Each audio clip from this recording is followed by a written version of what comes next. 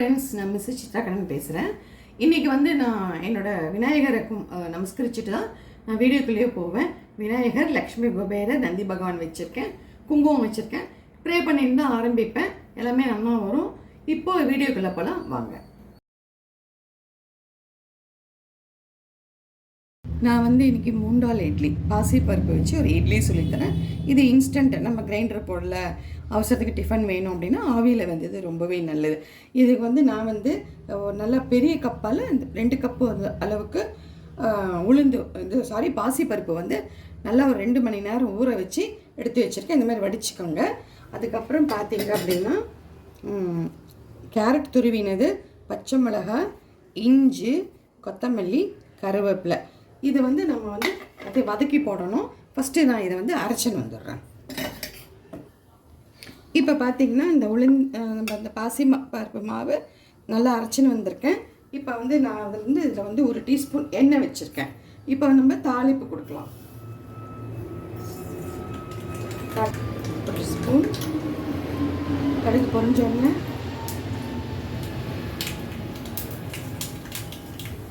ஜீரகம்,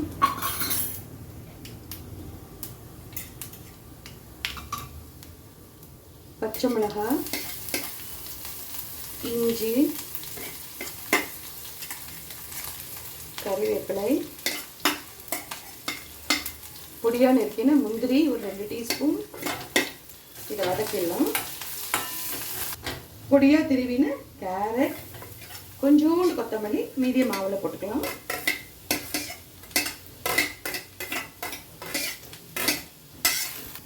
இப்போ வந்து இந்த கொஞ்சம் கொத்தமல்லி எடுத்து வச்சுருக்கோம், உப்பு ருசிக்கேற்ப.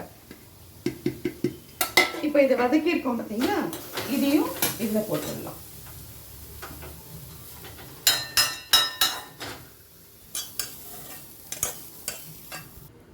இப்போ வந்து இந்த ஈனோ சால்ட்டு ப்ளூ ஃப்ளேவர் இல்லாமல் இந்த நார்மல் எடுத்துக்கோங்க. இது வந்து நான் எடுத்துக்கிற அளவுக்கு 1 பாக்கெட் கரெக்டாக இருக்கும்.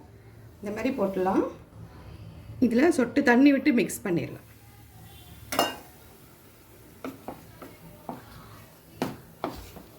இந்த பாரம்பரியமான துணி போட்டு விடுற இட்லியில் தான் நான் குத்த போகிறேன். உங்கள்கிட்ட இது இல்லைன்னா உங்கள்கிட்ட நார்மல் இட்லி தட்டில் நீங்கள் வாத்துக்கலாம். இந்த மாதிரி ஈனோ சால்ட்டு போட்டு கலந்துட்டு இட்லி மாவு பதத்தில் இந்த மாதிரி 1 கரண்டி. இப்போ இங்கே வந்து எலுமிச்சையில் தண்ணி சூடு பண்ணியிருக்கேன். இதை விட்டுட்டு ஒரு 7லேருந்து 8 நிமிஷம் நல்லா வேகட்டும். இப்போ பார்த்தீங்கன்னா நம்மளோட இட்லி நல்லா வெந்தெடுத்து இந்த மாதிரி ஒரு தண்ணி எடுத்து இப்படி தொட்டுட்டு இப்படி எடுத்துடலாம், அழகாக வந்துடும்.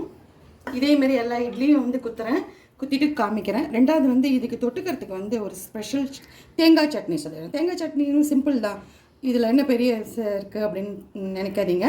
இதில் ஒரு சின்ன சின்ன டிப்ஸ் இருக்குது, அது உங்களுக்கு நல்லாவே பிடிக்கும். இது வந்தவொடனே நான் இதுக்கு தொட்டுக்கிறதுக்கு அரைச்சி காமிக்கிறேன். மூண்டால் இட்லிக்கு தேங்காய் சட்னி சொன்னேன் இல்லையா, அதுக்கு பார்த்தீங்க அப்படின்னா தேங்காய் துருவலை நான் வந்து கீத்து போட்டு வச்சுருக்கேன். தேங்காய் பூ இருந்தால் 1 கப் எடுத்துக்கோங்க. ஒரு 2 டீஸ்பூன் பொட்டுக்கடலை, ஒரு பச்சை மிளகாய், உப்பு, ஒரு 4 முந்திரி, 4 ஊற வச்ச பாதாம், ஒரு துண்டு இஞ்சி, இது எல்லாத்தையும் போட்டு நல்லா சட்னி எப்படி அரைப்போமோ விழுது மாதிரி அரைச்சின்னு வந்து காமிக்கிறேன். இப்போ பார்த்தீங்கன்னா நம்மளோட மூண்டால் ரெடி ஆகிடுத்து. சட்னி அரைச்சின்னு வந்திருக்கேன். ரொம்ப வித்தியாசமாக இருக்கும் 2 காம்பினேஷனும் பண்ணி இது சாப்பிட்டு பாருங்கள். எப்படி இருக்குன்னு இந்த வீடியோ பிடிச்சிருந்தா லைக் பண்ணுங்கள், ஷேர் பண்ணுங்கள். Thank you, bye, take care.